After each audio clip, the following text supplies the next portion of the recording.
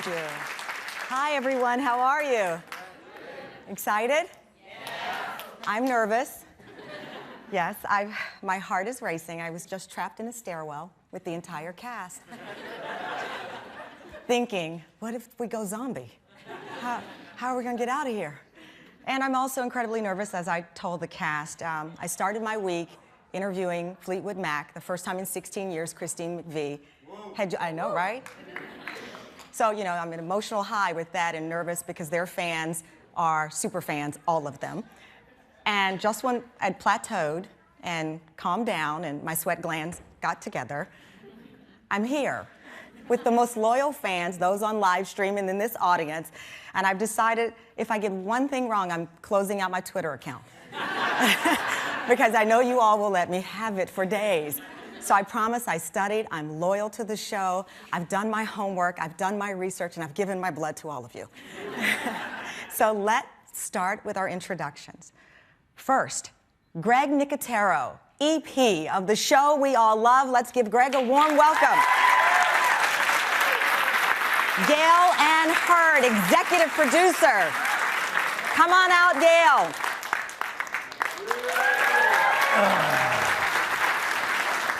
Let's welcome Robert Kirkman, executive producer. And we know her as Carol, and we won't look at the flowers, Melissa McBride.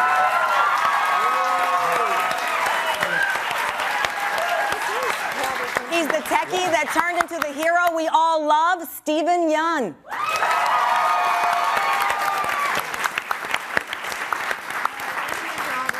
And Glenn's love, and we love her, the star that is Lauren Cohen, Maggie.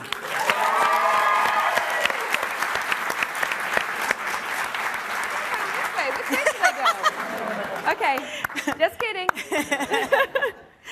One of the toughest, most loving characters that the fans made me eager about this one. We know her as whoosh, Michonne Denai.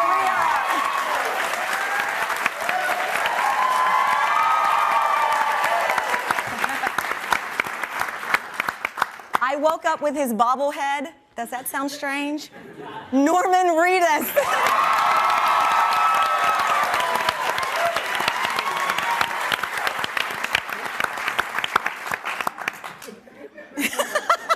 I know. When I told Norman, I said, yeah, I took a picture with your bobblehead this morning because I'm sorry.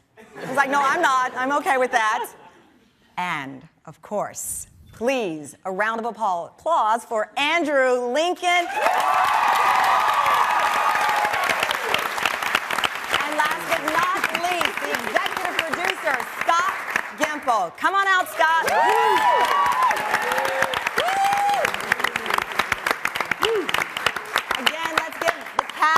The executive producers, this amazing team that's brought us such joy and fear, a round of applause.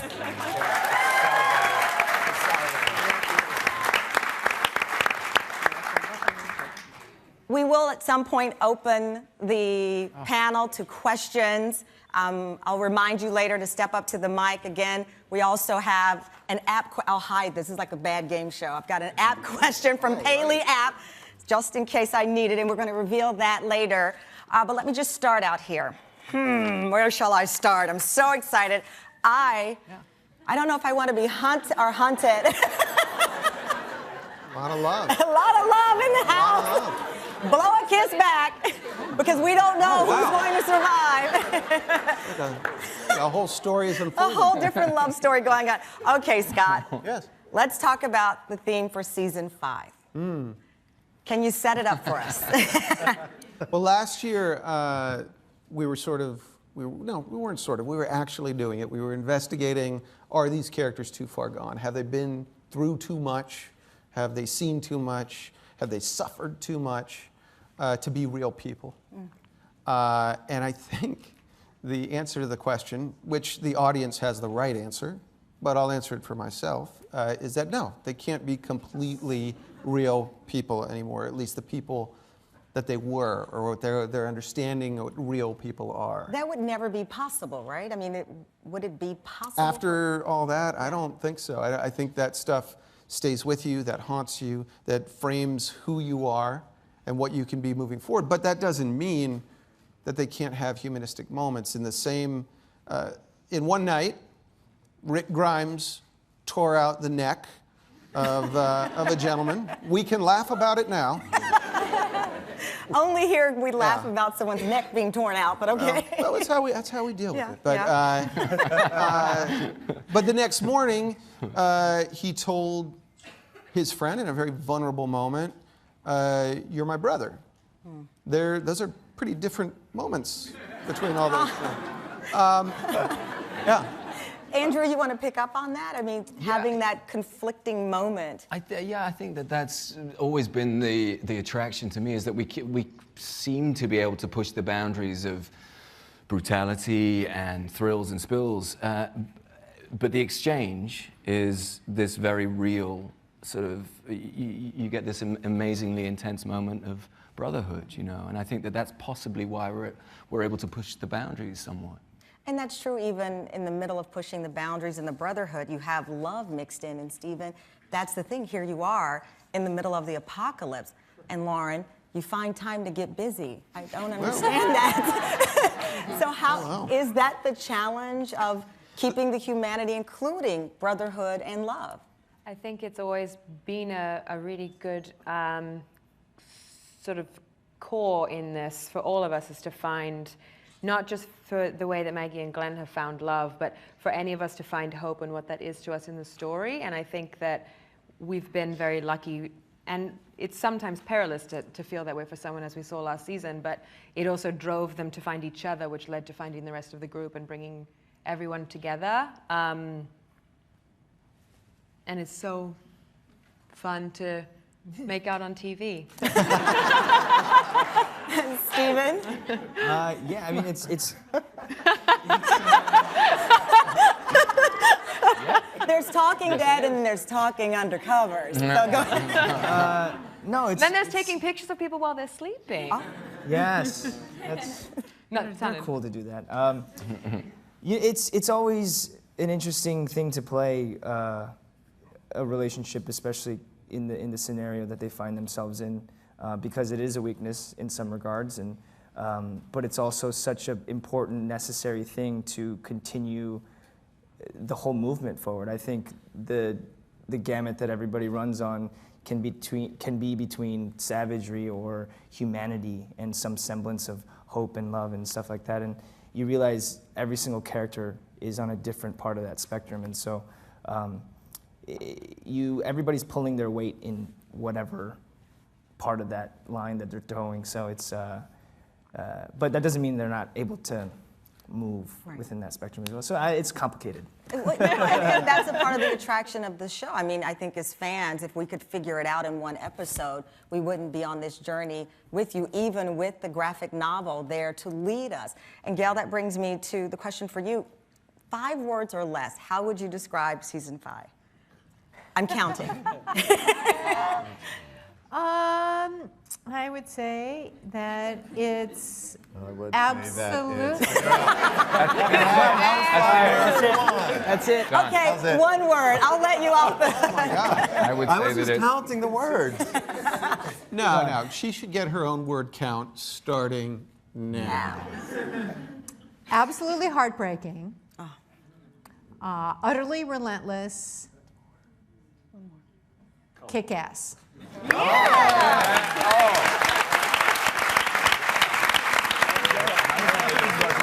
That was good because it was hyphenated. I'm much better on take 2. Well, Denai, part of what we learn about Michonne fits some of the description that Gail pointed out. Kick-ass, absolutely heartbreaking. And we've seen that with all of the characters of the season, kind of getting to know them, and we had that opportunity this past season with Michonne. What was that experience like for you? It was amazing. I mean, it's really great to be able to play a character that had, in the beginning, she represented the people who have kind of come through their apocalyptic identity before they're seen on the screen. And it was kind of like she was kind of an enigma. Who is this chick? Why is she so hard-headed? Why is she so hard to get along with? Why is she so hard to speak to? You know, and it was interesting to play that because I'm a pretty gregarious chick. So it was kind of like, okay, she doesn't talk, okay.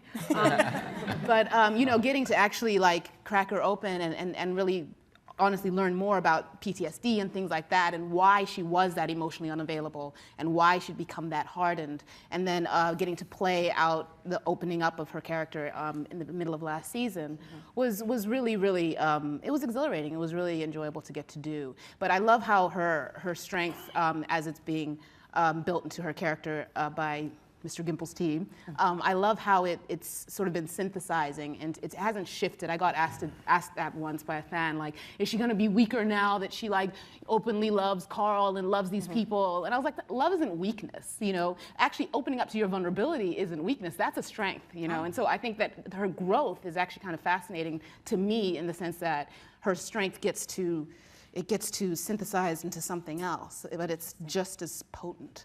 Melissa, how do you contrast that then with Carol? Because this was a character that was seen as soft, and then we see the unthinkable, and I don't think I'd ever seen that on television, where a child is killed in front of us. Yeah, she's had a hard time with the children.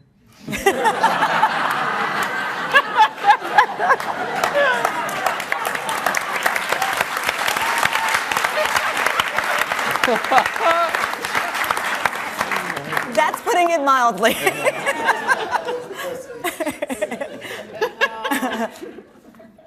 Hold your back a little. I don't know. No, it's all of these characters. You know, it's wonderful to watch where they first started from, and with Carol in particular, since you ask, it's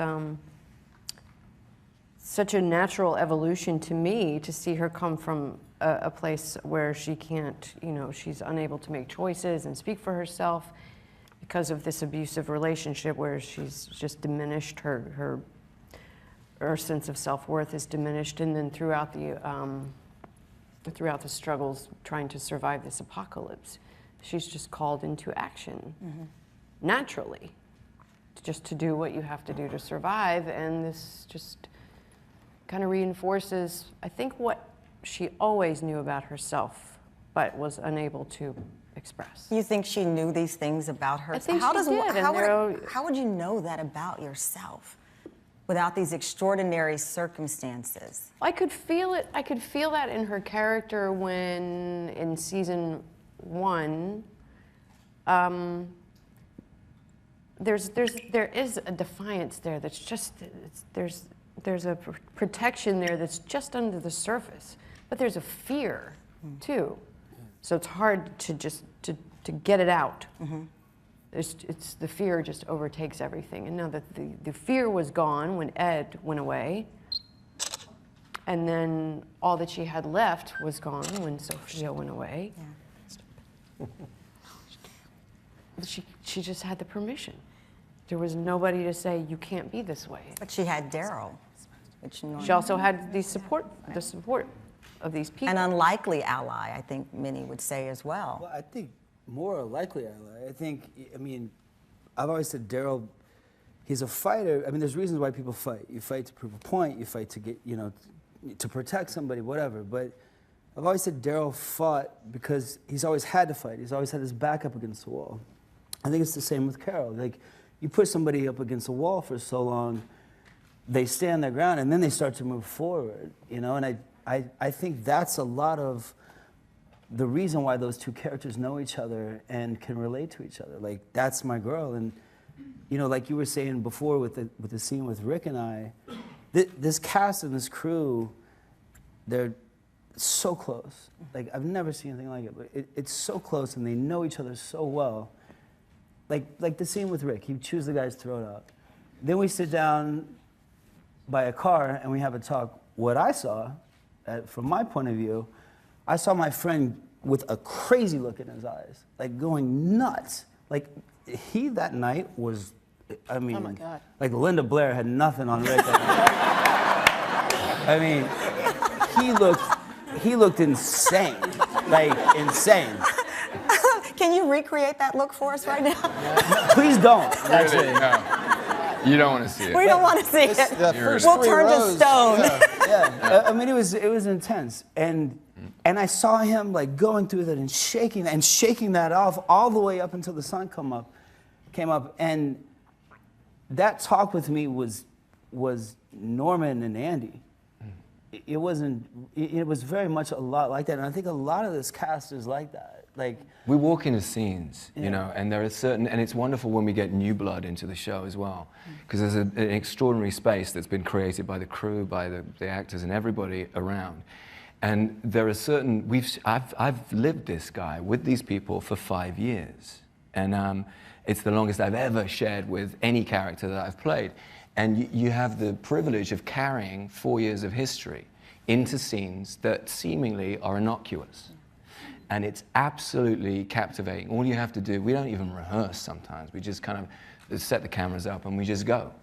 And it's magic. Magic happens. And that's because of this wonderful writing, you know, but also living together for so long in this traumatic, you know, environment, but we fight for these pockets of tenderness and joy and humanity. That's the bit that I dig about the show. When I first read the script, I went, I get it. It's got nothing to do with the dead. It's got to do with everything about what it is to be alive. Hey.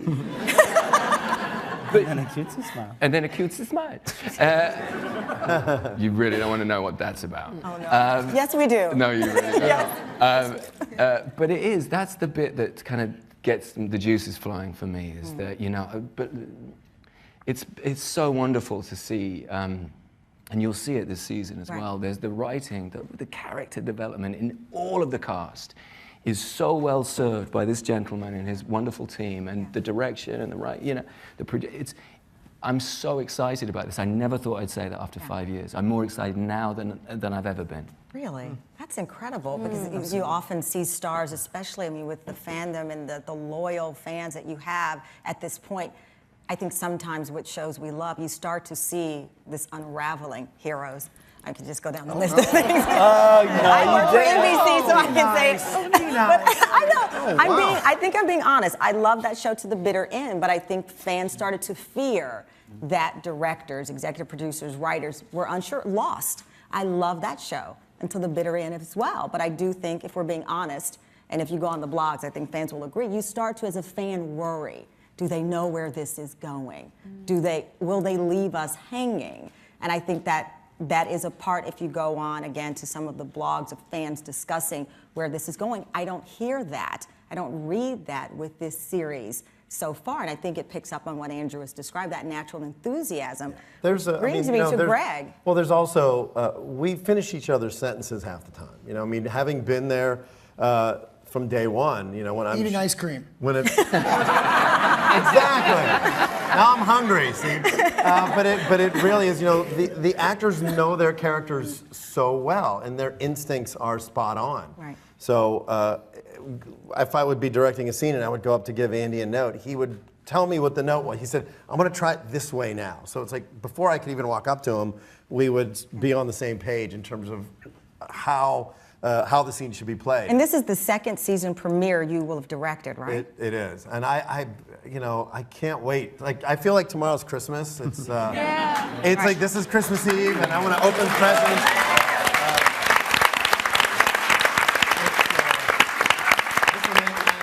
I'm fortunate because I've directed several scripts that Scott's written, and Scott and I also have that same communication. He's in LA writing the scripts and dealing with the writer's room, and I'm in Georgia with Gail and you know, and the actors, and it really is, you know, everybody on the cast and crew is firing it 100%, and you know, tomorrow night's episode proves it immensely how in tune everything is. And Scott knows like what's happening. Like 3 seasons from now, it's like, oh, in episode 804, this happens. I'm like, how do you know that? I mean, can we give him truth serum? Let's go to the back. I need some questions answered, mister. No, we're gonna get you drunk tonight. Yes, we're all getting Scott drunk. I mean, think about it. Would you like to hear me play Rick for you in season 7, or would you rather have them? Yeah, that's a good point. Yeah. Suddenly we're giving you Kool-Aid, not alcohol. We want you sober. Now, one thing I'll say though, and I realized this at our premiere regarding the actors, is,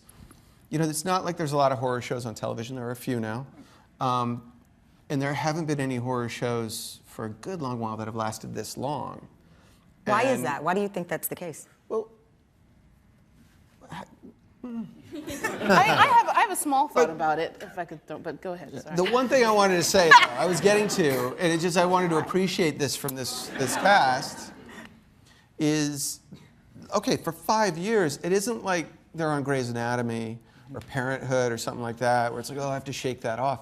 Like, this cast has to go through such horrible things, and they're very successful at it. So and in fact, we're doing a 6th season now. So it's like, that's a lot to take in. The amount of like killing and horror and deaths. When people make a horror movie, it's a few months. This is years of horror that these guys have to play out. Yeah. I didn't think of it like that. Oh my God.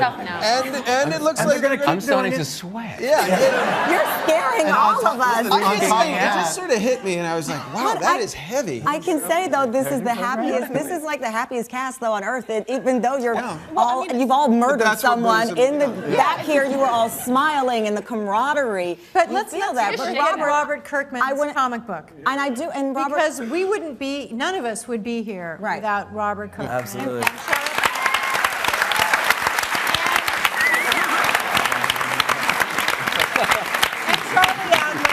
So Robert, my next question was for you in that season 5, how much of it follows the comic book? It's actually a lot. I mean, anytime we adapt the comic, we always have to do it in a surprising way because, you know, there are a lot of comic book readers that are watching the show, and we never want people to be able to guess what's coming next. Right. So we will continue to do that, but there are a lot of big moments from the comic book series that are in this season, and Scott said this many times. This season is following closer to the comic than we have ever before. So I'm pretty excited about that. What scene, if you had to tell us right now off the top of your head, when you look at the comic and you said, I can't wait to see this on TV. I can't wait to see this scene brought to life. Was there one? Can't answer that. I mean, there are so many. Okay, give me 2. Give me 5. I don't care. Give me 5. Give me something. Give me 5. Give me 5. Wait, it starts now. Oh, yes, thank you. What is this with 5? I mean, I guess it's what they put on here. Right? They said 5. 5. We're just going with the flow, Gail. I'm going to answer now. Calm down. Okay. But there are a few locations, that I'm really excited about seeing. The comic book now is very much about like little city-states and pockets of civilization, and we're expanding the world in a much bigger way. And I'm really excited about the show getting to that point. I think that this show being about the evolution of these characters and the evolution of this world, I think that sitting here in, season 5, I think people aren't really anticipating just how cool this show is going to get when we start to open up the world in new ways and diving into what it is to survive in this world long term. There's a lot of cool stuff ahead that I'm really excited about. Gail, as it relates to just the location, and I think also picking up on what Scott said about the horror sci-fi genre, I think one of the things fans may or may not agree with is that it does not feel like horror sci-fi. I mean, I do news mostly, and you watch this show mostly. And it feels like the news. Trust me, there are days where you do, because it taps into, I was explaining to someone the other day, and they, how could you watch a show? How is it? I want to get into it. I said, it really is, like Andrew said, what would you do? How would you react? Do you believe that eclipses the sci-fi horror of it all? Absolutely. I mean, the truth is the best science fiction, I call it speculative fiction. It really is, what if this really did happen? And the great writers, the great creators put you there. And they also do something that Robert did brilliantly, which is take ordinary people and thrust them into extraordinary circumstances. And if you bring those characters to life and they feel real and you find the right cast, then you absolutely have a way to lead people through. What I love is the discussions where literally a lot of people say, well, I'm going to force my spouse, my brother, my best friend to watch the show because I want to have discussions about what these characters have done, and I hope all of you have done that. Right. If not, this is your opportunity to go out and you only have a day to catch people up, but but because people want to talk about it, they want to share. Yeah. Because Great it point. feels so real. Yeah, I and do- you know what's funny is that the episode last season with Carol and Tyreese, I love this. It's one of the best scripts that Scott's ever written. And, you know, we get the director's cuts and we watch them and everybody gives notes. And I got about halfway through the episode and I was crying. I mean, like, I watched the episode, I was crying. It was the director's cut and I called Melissa and I'm like, yeah, I don't know how you do this. I don't know how Chad does this. I couldn't even finish watching the episode. I had to just take a break. And I called her and said, I'm astounded at how great the episode is. And she's like, oh my God, call me when you're done. And it took me 3 hours. I want more compliments than No, but she wanted to hear how it ended because I hadn't even gotten to the scene where Tyreese, where they have that last conversation. And it was funny because 3 hours later I called and she's like, that was, where were you for 3 hours? Yeah. It took me time to just adjust to it. And when I direct the episodes and I cut them together, the first episode I ever directed was when Jeffrey DeMunn was killed. And I brought Angela Kang, the writer, into the editing His room. character, Jeffrey DeMunn, is fine. He's fine. But she Robert was had to crying clarify. she was crying in the editing room watching it. And what show gives you that emotion? You know, it's a genre show, but the emotion that these actors and these writers bring to it, that's why people watch every Sunday night. It's almost as if because it's a they new feel genre something. that you've created, a genre that did not exist prior to this show. But I do want to point out, could I just do Yeah, one go, little please. thing? I've just been trying for a little while. Oh no, sorry. I'm sorry. Girl talk. So Robert, You know, what Michelle, Michelle was quiet for all of season 3. Oh God, she talks now. No, no, I'm kidding. But I was just latching onto this idea because it is like when I was talking to Scott. It is really exciting because you are, as an actor, just saying you're putting yourself in the hands of the storytellers, and the beauty of getting to be a part of this and picking up his book and then seeing what he's doing with it is. I said this to Gimple at the end of last year, was the finale to me. A lot of us, dabble into theater. I'm from theater, and the finale to me, it felt, the way he'd been writing throughout the season, it felt like Ibsen to me. And that's that sort of thing where it's like, it's dramatic literature that's going to live long beyond itself. And that comes from really being able to tell a story. Stories live forever. They just live on and on and on. We all know the story of Abraham, we know the story of, Moses, because they just live on and on and on. And so the power of this show to me is when you pick up a script and you're like, I read it once and we'd all go, well, I don't know. Then we all discuss it. And then you read it again, and you're like, wait a minute, that just happened recently, right? And then you read it a third time, you're like, this is amazing, and it really is like. That actually happened. That really did very happen. recently. And it's happened to me a couple times, but it really is that thing where he's tapping into something so deeply intricate in the human condition, and that is timeless stuff. And okay, now I'll shut up. No, I was just That was awesome. No, you don't have to, but I did want to introduce 2 of our cast members who are on here. Tyreese and Sergeant. Come on down. Yeah.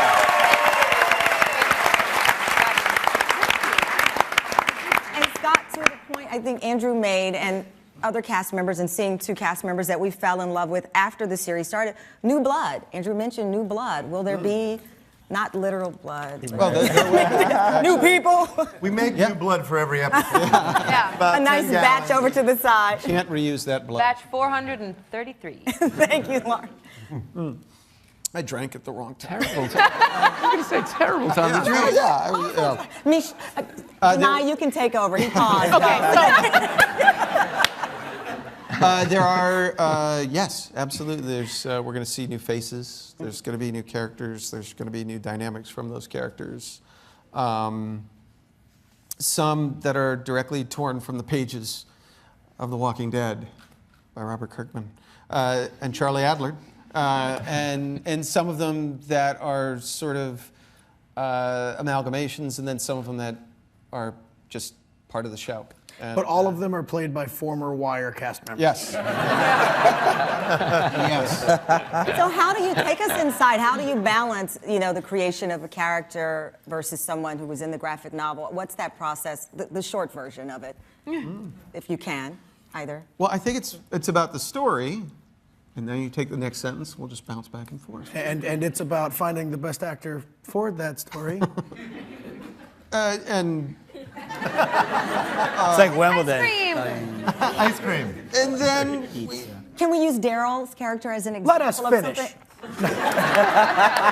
I'm being verbally disemboweled. I'm not even on the cast. Okay. no, it's really it's looking towards. You like that? Thank you. It's looking. I liked it too. It's looking towards the story that we're telling. How we're telling the story from the comic. How we're mixing it up. How we're taking a left-hand turn to get back to a story from the comic, and how the characters are going to go through their emotional journeys.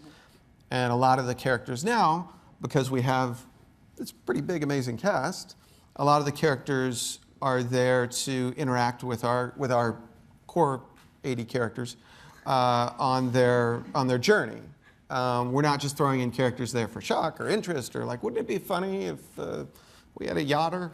I keep pushing for a ninja, but he never listens to me. I don't know, is somebody who yachts? It isn't a yacht. But if there was a Yachtsman. ninja, you wouldn't even know Yachtsman. that the ninja was there. Yeah, what's a yachter? It's true, there's actually been a ninja since season 1. You just didn't Sounds like know. autumn. It's great. He's a good ninja. But Ninja Yachtsman. if they're brand new characters, it's like that. We're going to keep going. It's like that, but there are a lot of characters from the book as well that will be showing up. Stephen, I want to talk with you about Glenn. I think people really wonder about his survival. Just getting back to the characters and understanding some of that. How does he survive? And what is his secret to survival? He doesn't. We don't get to issue 100. Yeah, it's 100. I know. Man, I don't know. We'll get there. Yeah. Just hoping that they zoom right. I know that. That's why I asked the question, because people anticipate something. You know, Glenn has seen some stuff in his day. I think every season, I'm pretty sure the writers say, what can we do to just take a dump on Steven?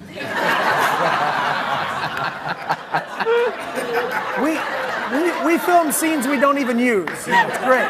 It's great. It's great. Oh man. We had him hanging in that well for like 8 hours. It was awesome. It's like, oh, this time you run into a whole trail car of a cow manure and you just nosedive into it. I never showed up in the episode.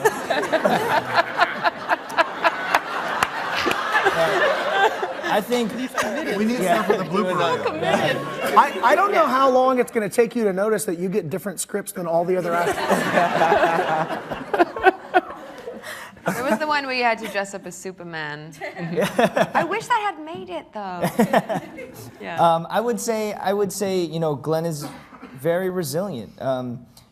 He has people to live for. I think before the apocalypse, he didn't have that. He had his family, but you know, whatever societal pressure, whatever familial pressure that was on him, he couldn't ever achieve his ultimate self and his ultimate form. And yeah, you know, I think the apocalypse really allowed him to, as it does everyone, to be quite honest. I feel like the apocalypse is, in a strange way, depending on who you're talking to, redemption. You know, it's your chance to have a second chance at life. It's your chance to do something that you wouldn't have done prior. It's your chance to really live for something that you believe in, but you couldn't because you were too scared to. And I think Glenn is a perfect example of somebody that's very much persevered through thick and thin. And I mean, we'll see what happens to him, but you know, he could break out of a chair fine, and he can find his wife and family fine. So at this point, we're finding him in a good place, but in a bad place. But in a good bad place.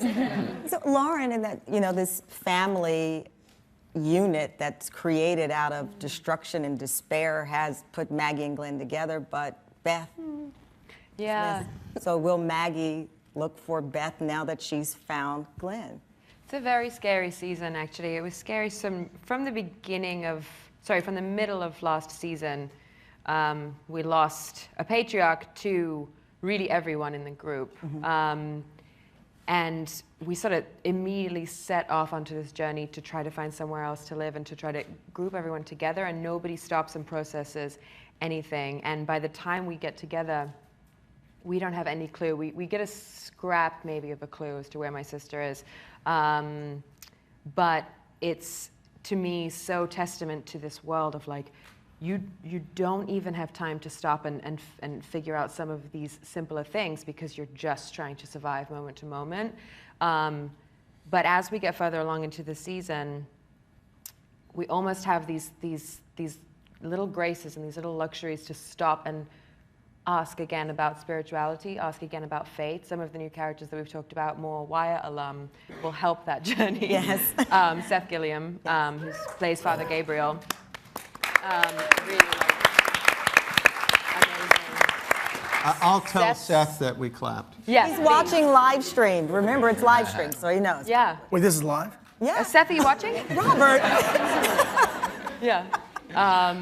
But Seth's, so much of what that character then gets to bring into the show has been really exciting for all of us, let alone how amazing of an actor he is. I mean, luckily his first scene, we were all sort of a part of that, and it's, I mean, it really just, it's very exciting, and we get to these sort of deeper questions that you have the gore and you have the terror, but then really who are we? And that's the questions that we get to. And Melissa, that brings me back to you, and who is Carol at this point, and will she rejoin Rick's group, his family?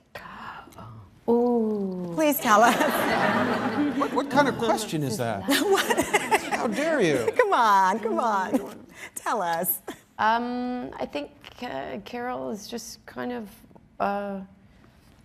exploring her own terms, come to terms with herself and the things that she has to do, and there's no time to second guess. There's no time for regret. There's no time for doubt. And I think she's just going to do what she feels like she has to do to help her people survive and help them help themselves and help everybody help each other. And Yeah, no. and If she finds out. It's like dun dun dun. But her people could mean a lot of things. Yeah, her people are Tyreese Of course. and Judith. Or they My baby's alive? could be. It's all sorts of people. Live streaming. Norman, let's talk about Daryl, since Melissa, this is like a comedy, sci-fi. Robert, this is all your creation. But let me, Norman, ask you about Daryl as it relates to what Melissa said about Carol, regret, looking back, no time to think. I mean, this character that he's evolved into from when we first met Daryl to where he is now, including a lot of emotion from him this past season. Where do you think he is right now? Well, I mean, it's exactly what she said.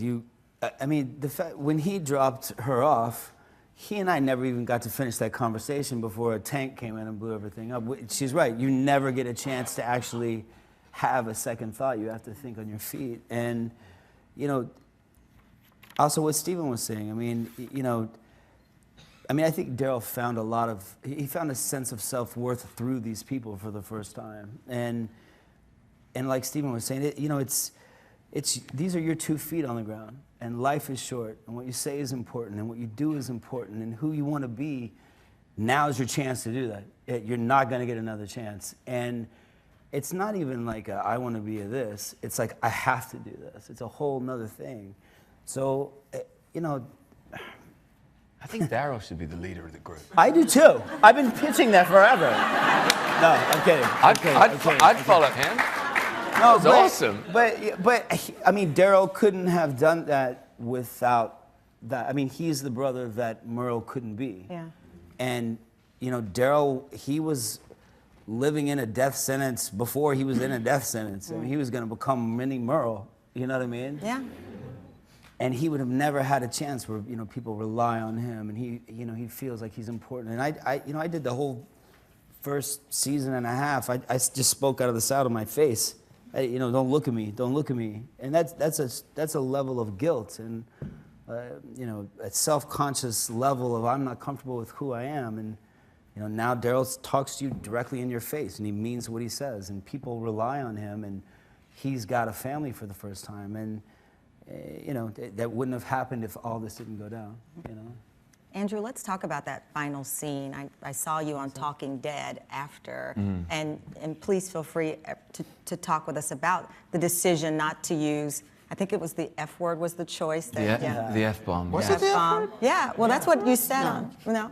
So tell us about the last scene, because I think they've run the reruns now 500 times, and we're all caught up to speed, so we're ready for tomorrow. Miss church or whatever, and just catch up some more. But it's kind of. You go to church I mean, awfully late it is at a night spiritual then. experience. You heard Lauren, so you get a pass tomorrow, so you can catch up.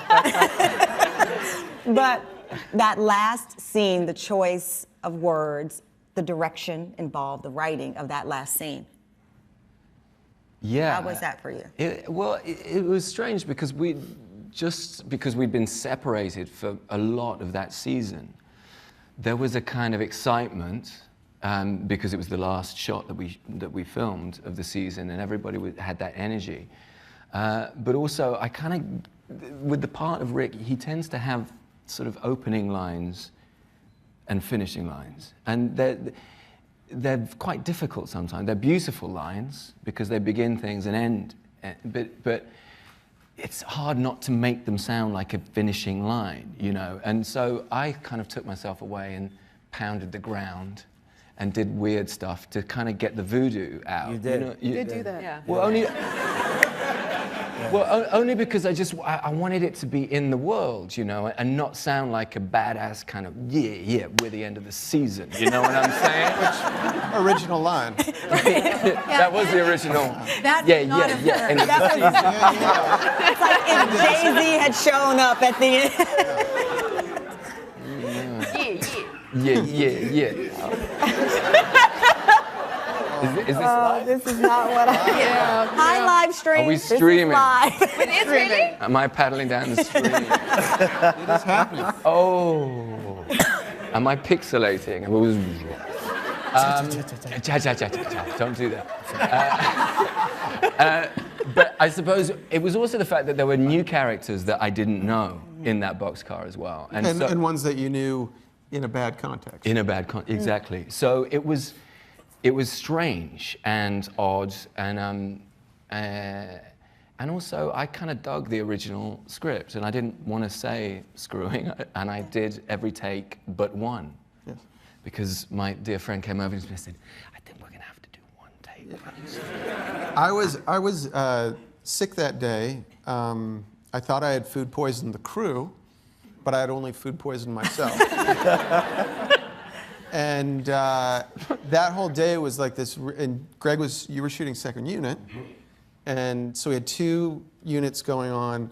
I just was sort of shaking and had a cold sweat, and I was going between units, and it was a long day. It was like one of our last days. And so I'd gone through the entire illness and had recovered by the end of that 18-hour day or something like that. It was a ridiculously long day that day. And yeah, I remember I wasn't entirely sure we got the right screwing because I wasn't entirely sure where I was. Right, screwing. But I remember in the editing room, I was like, thank goodness, because the choice was to not bleep out the word, but to not have the word at all. So there would have been a line and then just a word missing right in the center of it. Can you not say that word on cable? What was it too harsh? What was it? You cannot say the F You word. can't? I mean, on cable? You can say it on. On basic cable, you can't. Isn't that weird? I think they should change the rules. I think so too, Robert. Let's start a cable. Yes, let's start a movement. So it was a choice between screwing, which I was happy to see Yes. that Andrew nailed. This sounds terrible.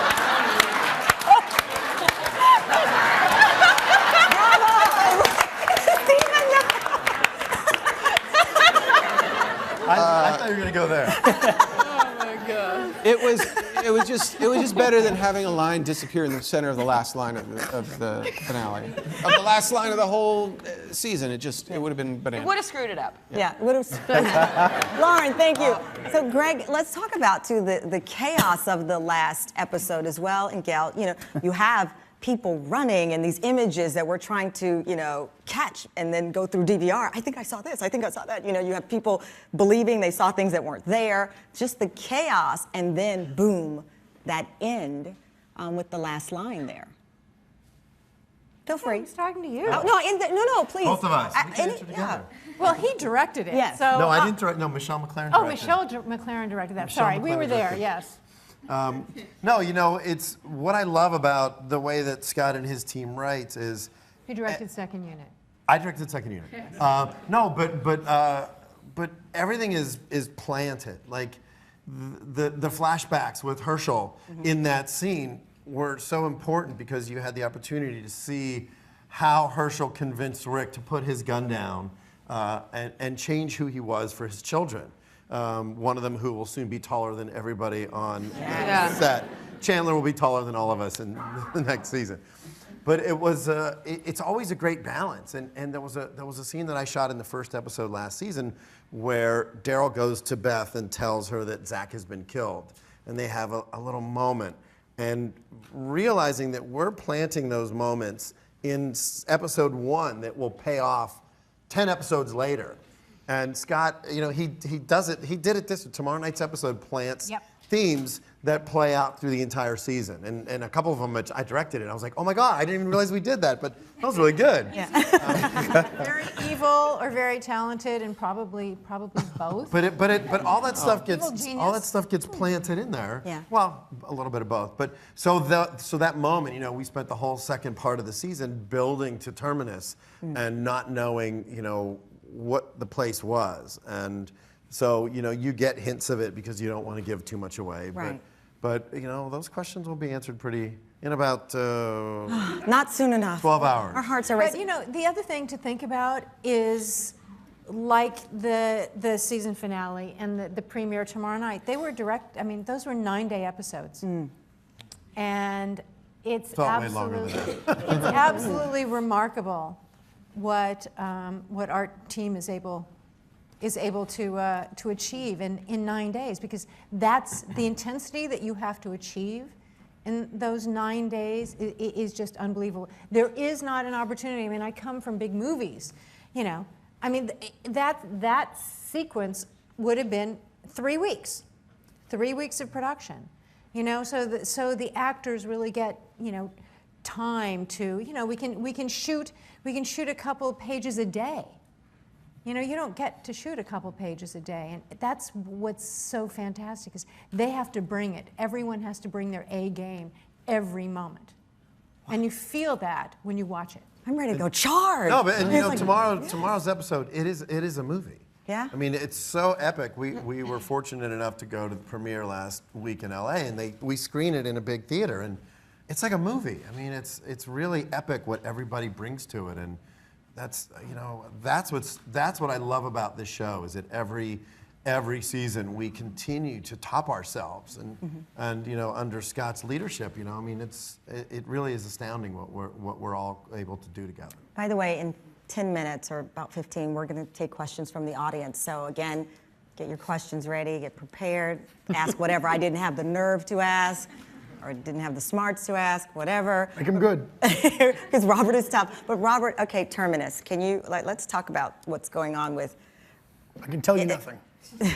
I'll twist your arm. No, I will say that, one of the great things about our first episode back is there are, I would say, a ton of mysteries involving Terminus, who these people are, right, why they're there, what they're doing, what they're planning on doing with our people that are in a train car. And one thing that's really great about our premiere is that we're answering pretty much all of those questions, like right out of the gate. So any questions that you have about Terminus, or a lot of the questions that you have going into this season, we're answering that stuff very quickly. We're not dragging that out. We're posing for pictures. Yeah. And we're going to answer that stuff quickly. What's the strategy behind kind of unloading that early, Scott? We have a lot more to get to. Sorry, go ahead. The strategy, we had a big build up to Terminus. And it's why you're asking the question. People want to know, and we want to get right into it. And really, these characters have crossed the threshold. it's time for them to know. They've been on, their road of trials, and now it is the reckoning, and I think that's what we were promising at the end of last season. Yeah. And it's quite a big reckoning. Wow. I remember seeing Greg on the last day of shooting, and he did not leave anything on the field. Wow. I was amazed he was standing up. Greg, is that how you felt? You left it all? Yeah. I've directed 10 episodes of the series. That was by far the hardest, just because of getting everything out of every storyline. Because what's always great is that stories interweave, and ultimately our stories crash together very dramatically within a couple episodes. But I think at the end of every day, I just look at Scott and just like, all right, I'm gonna go crawl under a car for a while, but then I'll be dragged out in the morning and get right back to it. But I'm so proud of the episode. Norman and I watched it together, and when it was over, he couldn't speak. He just looked at me and then turned and walked away, and then got in his car and drove home, and then and then called me from the car. So, and was like, I couldn't talk. I couldn't even that say was goodbye. the greatest compliment to me. I was just, I couldn't even say goodbye. I just was like, going. It's so, and it really is a movie, and you cry and you scream and you cower in fear. He killed it, and I mean, Greg has many hats on the show, and he's been with us from the beginning, and he really knows us, and one of the great things about the way that he even does the zombies is you see the lost, dying, sick person that's scared behind the monster. He already makes it so personable, and he knows our characters and he knows our personalities, and I mean, the whole team right now, like I said before, there's not a weak link in our chain right now, and you killed that. Killed it. Chad and Michael, I want to bring you both in as well. Tyreese, again, I mean, one character after the next, so interesting. Come into the party, and you have this interesting bond with Carol. Come, Go sit there for a minute. Come on up. Hey, I want to watch this. Hot? It's hot, but it's hot. Right? Sing a song. This is what it's like. Oh, this is what it's like down here. So, Tyreese, what do you think about his journey at this point, and where do you believe, I mean, is he becoming a leader? Was he always a leader? Oh, good question. Wow. I believe he was always a leader. Yeah, yes. But, as you said, Carol and I just came out of a really horrific situation with the two little girls. And though he was able to find forgiveness, you still have to live it out. And everything has to be earned in this world. Nothing is easy. So you find him inside, he's a wreck. He's a mess. He's still all of the trauma is still reverberating through this man, and just like Lauren said, it's not like he can check in with a shrink. You don't get to process it that way.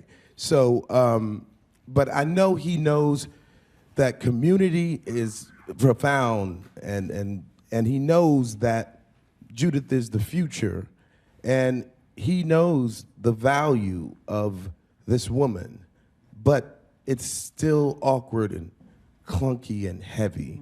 So, the railroad track is a perfect place for him.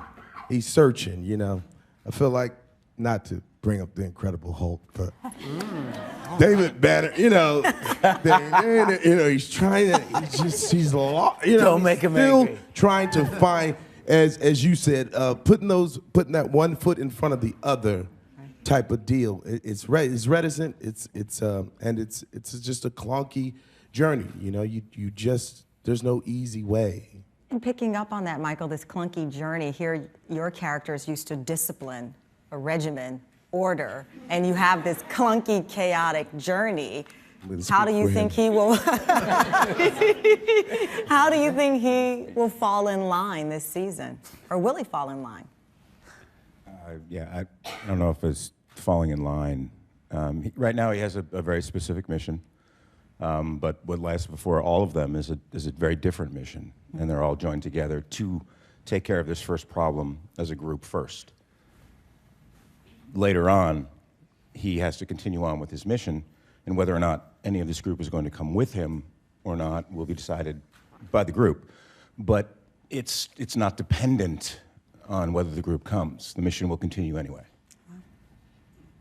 That's wrong. Mike?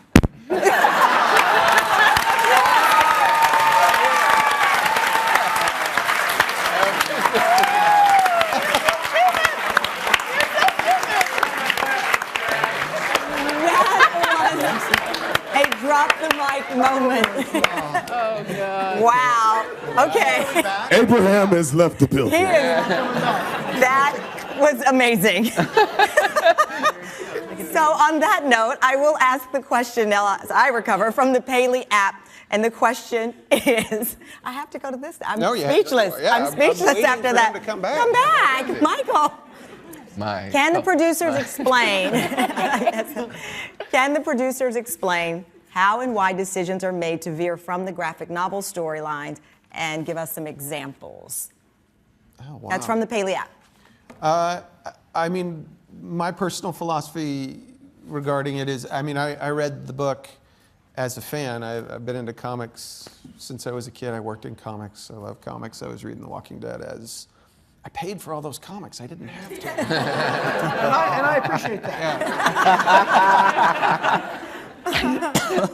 Just think what they're worth now. Though. Yeah. All of them, right? And you can get autographs on them. Before everybody gets excited, collected editions. Yeah, I know. Now I'm going to walk out.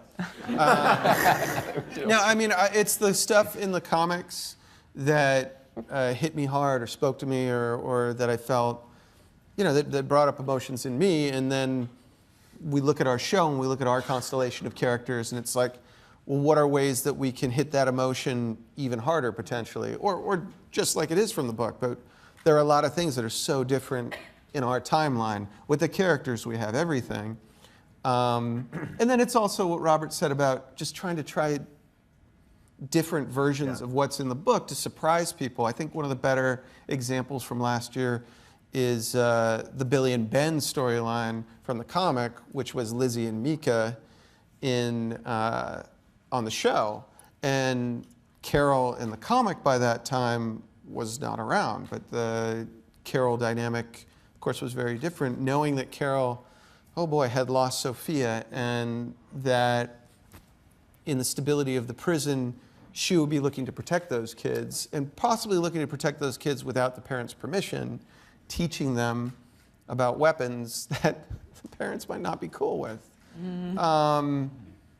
And then all these pieces started to come together from the book, from that storyline, and it all just sort of crashed together to still achieve pretty much the moment from the comic book, but with this different context that was direct to a character that we had. And because we didn't have Dale anymore. Dale was involved in that. We didn't have, I'm trying to do my math here, we didn't have Andrea anymore. Wow, I forgot where I was for her. It's a wonderful thing to take moments from the comic and to mix them up for the comics readers don't see it coming potentially. And then on top of that, to involve, of course, the characters that we have now. Right. I will say with the girls, one thing that was funny about it, I was talking about a boy and a girl, like, oh, that'd be enough misdirection. And there were just these two wonderful girls. There was Brighton Sherbino and there was Kyla Kennedy, and I was like, God, these girls are just, they're so great. It's so lame that I could only choose one of them. And Seth Hoffman, who I've worked with for years, and he's co-executive producer on the show, there have been so many sad moments like this, where he looks at me, he's like, dude, you can have two girls if you want two girls on the show. And I was like, oh yeah, I can. I think it was because when Kyla auditioned, because she did it on Skype, she introduced us to her cat. Yeah. She picked up her cat and she was like, oh, this is my cat. And then the cat's running around. And then she did the scene. And I remember we were just watching it going, she was just, we fell in love with her immediately. And her analysis of the Grove was so, like, I was sitting there with the director, and she was just, she was like, and it's, and in this case, this is how old? 10 years old, 11 years old? She's like, well, in this case, this is the children parenting the adults. And I was like, I just like had to leave the room for a minute. Brilliant girl. Well, I want to get to some of the questions from the audience now. And if you could hang on, I guess raise your hand, and we have Mike's position. I have a mic over here. Who wants it? Oh, hold on. Yeah. All right, I'll go through and then. Okay, great. Greg is now. Coming on down. Come on down. Simone. All right, what's your name? Wayne Brady. He's like I feel like Oprah. this is a big deal. This is Encroaching.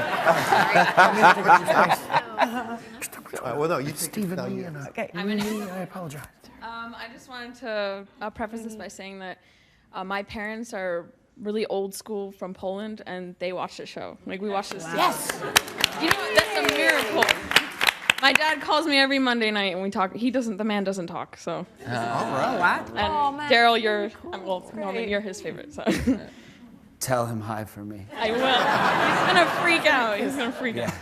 Anyways, I just wanted to ask whether you guys, there have been so many amazing zombie kills. Have you guys ever pitched ideas that were turned down, or do you have any brewing that you haven't had a chance to? You have. Oh, yeah. Flaming arrow zombie. Well, we haven't. We could yeah, let's we might.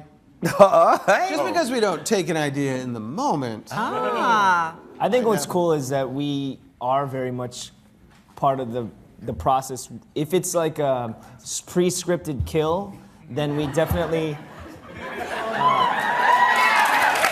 Hold on. Suddenly more Steven, go hands ahead. went up. Steven, go ahead. If it's a pre-scripted kill, it's typically executed as written. But when we're just killing zombies, it's just as like Glenn deals with such and such, or Rick deals with this many things. We really choreograph. I mean, Andy and I have choreographed some stuff that came out of the moment, and it looked awesome afterwards. Ooh. So I think that's what's. And then in the writers' room, we take credit for that later. Oh yeah, of course. That's fine. You guys like slip it back into the script. Yeah, that's great. All right, love you, Steven. All right, who's next? All right, here you go, sir. What's your name? Julian. Hi, Julian. Hi, how you guys doing? I'm a big fan since the premiere of the first season. So I just had a quick question. In the previous seasons, you guys, with the prison, you guys had a home. You guys had something that tied you down and kept you as a family, even though in this instance you are still a family. But I just want to know if in this season you guys have something to go back to. It seems like there's a lot of action. I live for the action, but I also die for those moments where you guys bond and you have something, to kind of relax on. So I just want to know if that was in this season. Guys, who wants this one? I think the thing that's really that really attracted me to the show from the get-go was that there was such a beautiful family that was really home. It was like the people were home, and there was a love that sort of bonded people and allowed them to actually just create home and connection regardless of environment. Mm-hmm. And so you see like the moment with Daryl and with Rick after the brutal moment. But I would argue that both of those moments are love moments. Absolutely. The moment where he pulls, like Michonne and Denai were like, that is actually such an astounding act of love, because he's like, I will not sit and watch my son go through that. I will do whatever I have to do. So in that moment when you've saved your child from peril. The love bite. I'm trying to give you love right now. I agree with that. I think what's also really great is that we are trapped in this train car, but what we get to next in the train car is a really nice picnic, where we do come together as family and reminisce. And it's tea sandwiches. The China doesn't all match, but it's still good. Yeah. I love that, Denai, when you were at the fence with the baby formula, I love that. And then thinking back at you at the fence with the Herschel, like the fence between us thing, like you're right, the home is where the heart is type of thing. Who's next? own show. He's silent. I'm really good at this, right? I'm pretty good. He's got his own show. This is amazing. That's what I believe. On to the next. My name is Jill. First off, all of you, absolutely amazing. Like, just, I cannot get enough. Cannot get enough of the show. But my question is for you, Andy. What has been your most challenging episode thus far to film? Oh, hey, This is going to take a while. Yeah. You know, I think probably losing Laurie was only because I wanted to do justice to Sarah Wayne Callies, who I think is one of the most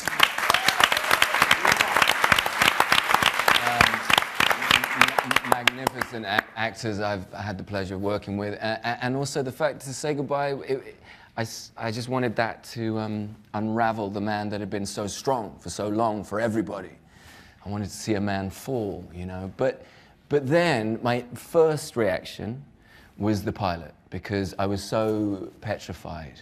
And I was thinking, I emailed John Bernthal 2 nights ago, because I always think about everybody that was on the original cast, you know, when we relaunch again, because they were the original DNA of this show, and we all wouldn't be here without them, you know, and it's amazing how fear can galvanize friendships. And me and John Bernthal, I remember rocking up to work going, oh, I'm English, I'm in Atlanta, no one knows who I am, this is a disaster.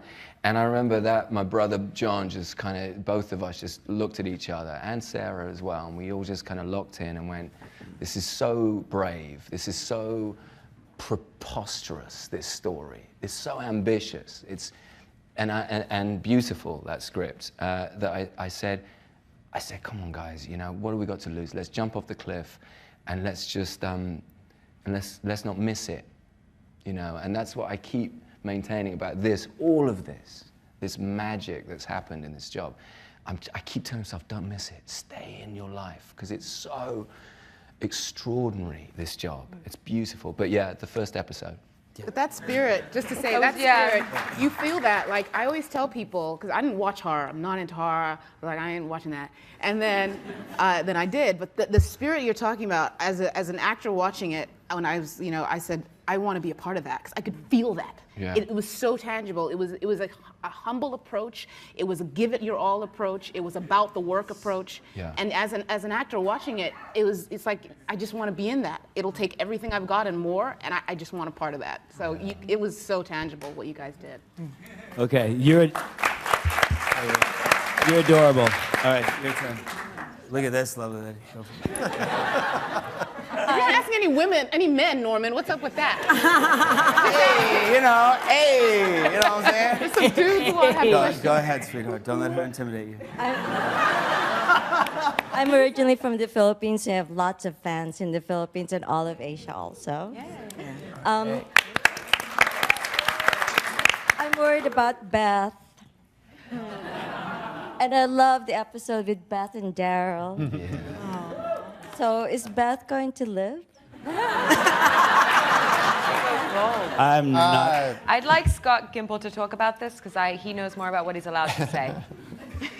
We're going to see where Beth is, and she is most definitely somewhere, which means she is alive.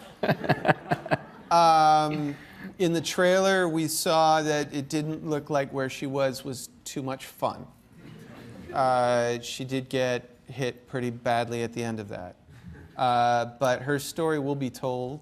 I would say that anybody who's alive at this point of the apocalypse, anybody we cross, has a story. And we're trying to tell all those stories, which is super challenging. But we want to tell Beth's story, and Beth has a story. So. Yeah, she was great to work with. Yeah, like all that stuff on the porch. All you had to do was just look at her. She'd get Carol. I have that with Carol as well. Where's who else? Norman? Yes, Who's the guy at the back? Can he ask a question? Where? The one way in the back. The redhead. Right Come here, Ginger. Come here. No.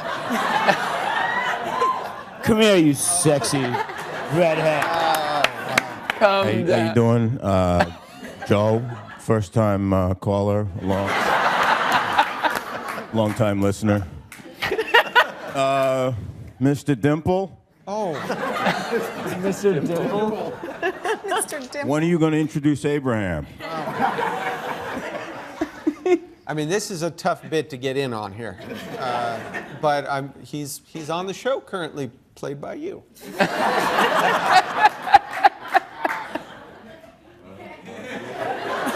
Okay, security. All right. Right here. You have to let them know. You are being so. Because Yes. Another girl. Oh, hit me. I'm ready. Come on. Last Get a season, room. there were a lot of moments that made me burst into tears. I'm a crier. There was one really weird one, which is you and Beth, well, Daryl and Beth, are in the funeral home, and you're laying in that casket. And I had a ridiculously emotional reaction to it, because I realized nobody on the show gets a funeral. And I wondered what it was like doing that. Like, did it bother you to be in the box, or were you just like, another day at the office? Okay, come here. Give me a hug. You know, let's talk about it. Oh my God, he's amongst us. He's gonna sing a song. Yeah, are you ready? I looked at that casket and I thought, wow, that looks comfortable. So I jumped in it. But you're right, and that's the genius of the dude down there in the tie, right? You're the one with the tie, right? Yeah, you. But everything's so well thought of and so put together in ways. I mean, there's been how many times, like, this is me on set, right? Like, if I don't understand something, I throw everything in the air and I stomp around in a circle, and Andy goes, Norman, calm down.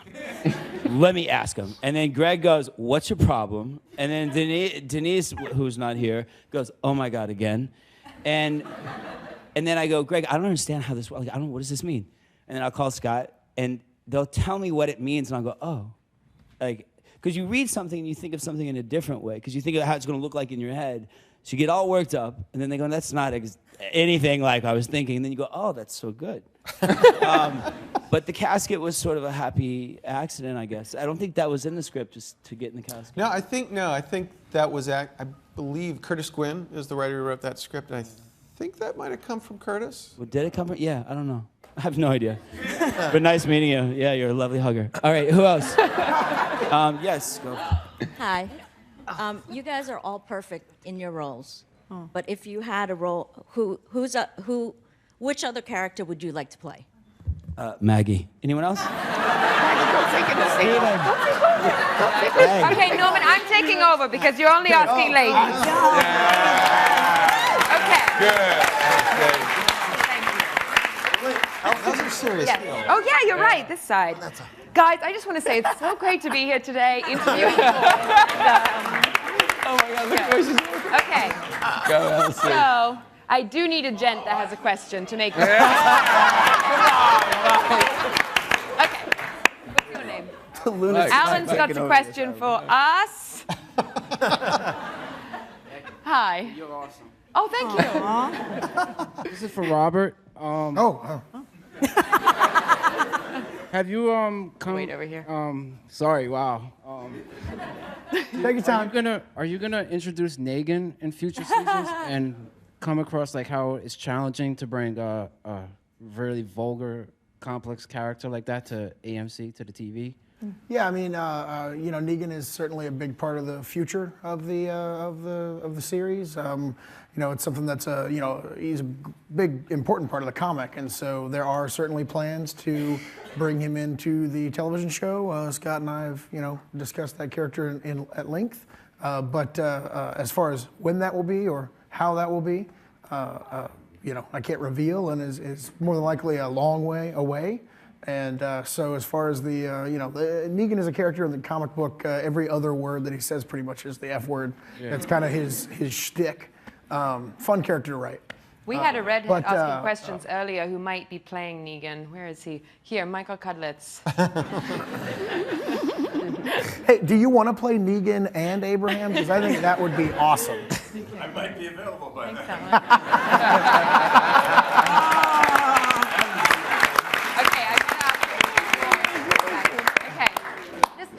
females with questions. This is good. No, he is a man. Okay.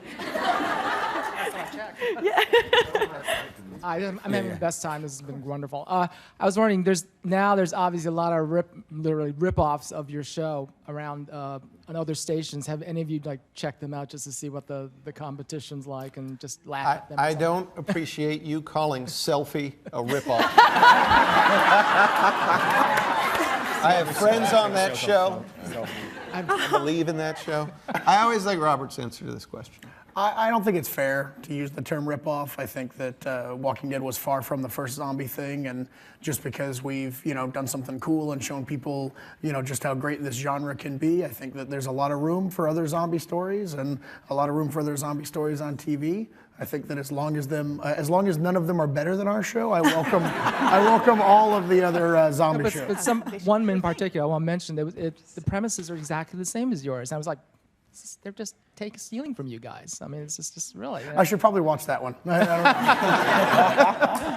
Thank you. I am currently unfamiliar. Thank you.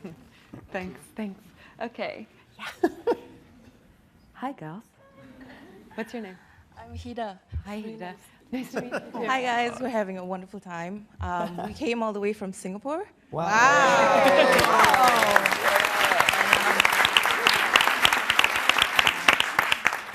I don't know if Norman remembered, but we actually came to the airport to fetch you when you arrived. Was I with him? No, you were alone. Oh. But you were so jet lagged. Gotcha. You were with.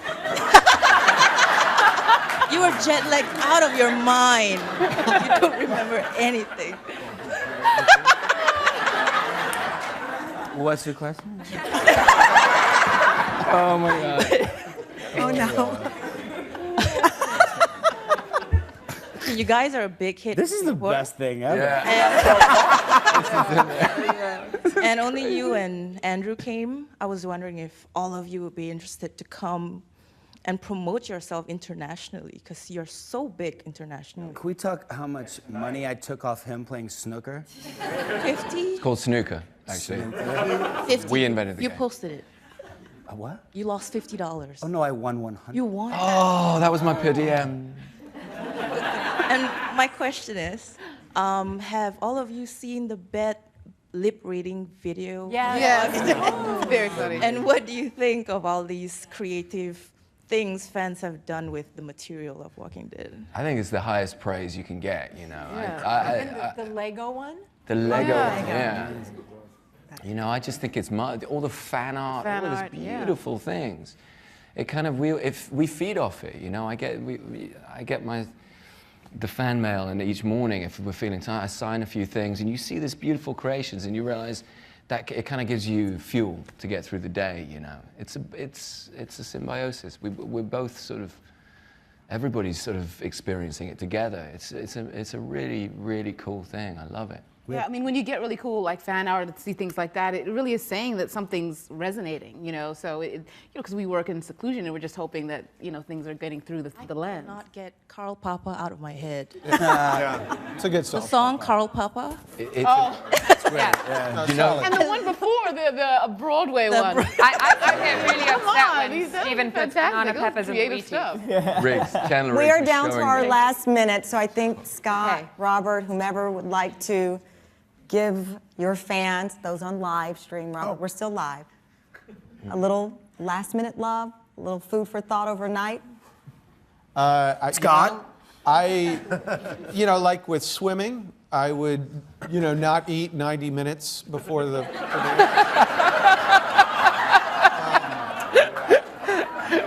That is amazing. Huh? I can't top that. Yeah, that's too good, man. I would have loved ones close. I would seriously be careful about kids in the room for the first 8 minutes. I am certain that after this weekend, this is a tough time of the year because this is the final push in our production cycle, and everybody is super tired. Greg just directed his 15th episode this season.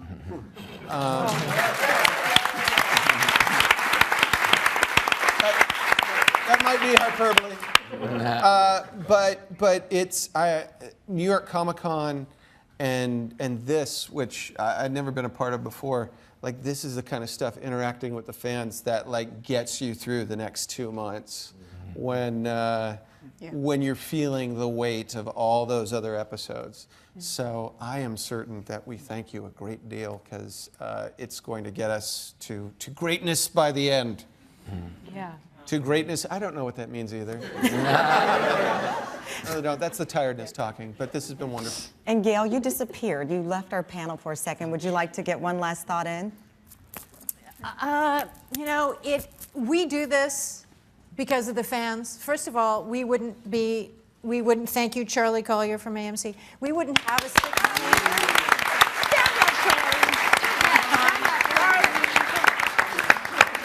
without the fans. I'm never going to stop clapping. And honestly, we appreciate them so much.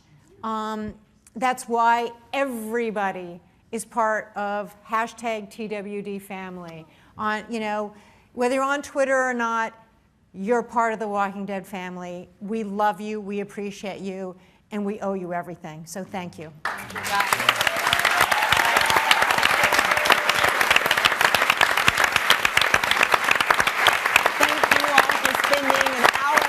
Answering my questions. Congratulations on the success, and we'll be hugging all tomorrow. Yeah. Thank you, everyone. Thank you. Thank you.